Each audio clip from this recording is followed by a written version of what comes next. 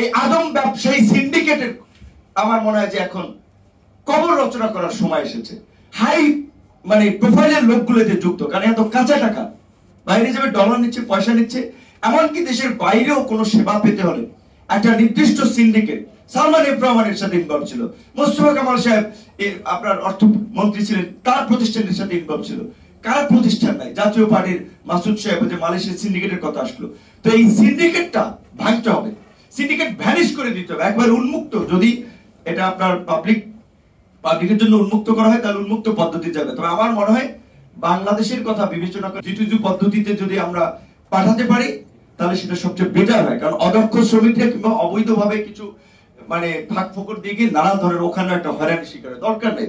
আমাদের যে over populated একটা কান্ট্রি, এখন ডেমোগ্রাফিক ডিভিডেন্ড চলছে, এই তরুণদের কতক্ষণ শক্তি থাকবে? তাহলে আমাদের এই যে আরেকটা সেক্টর RMG শার্ট প্যান্ট বেচা অর্থনীতি কতদিন টিকবে? বিকল্প অর্থনীতিটা কি?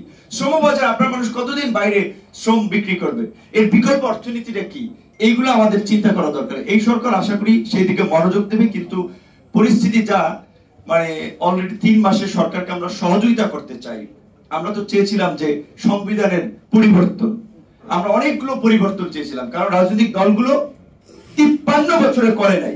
এখন আবার নানান কারণে সরকারের সাথে রাজনৈতিক দল এবং নাগরিক সমাজ একটা দূরত্ব তৈরি হচ্ছে বোধহয়, যার ফলে এখন তথ্যের গ্যাপ তৈরি হচ্ছে, কথাবার্তা পরিবর্তন হচ্ছে, আমাদেরকেও করতে হচ্ছে।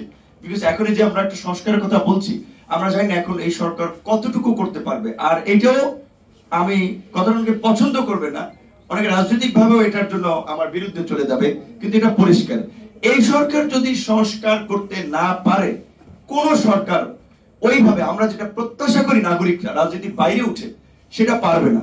সুতরাং সরকারকে বলবো আপনারা রাজনৈতিক দলগুলোর সাথে সম্পর্ক ধরে রেখে, নাগরিক সমাজের সাথে সম্পর্ক ধরে রেখে জন আকাঙ্ক্ষাকে ধারণ করে সংস্কারের পথে এগিয়ে যান। সংস্কারটা আমাদেরকে করতেই হবে। ধন্যবাদ।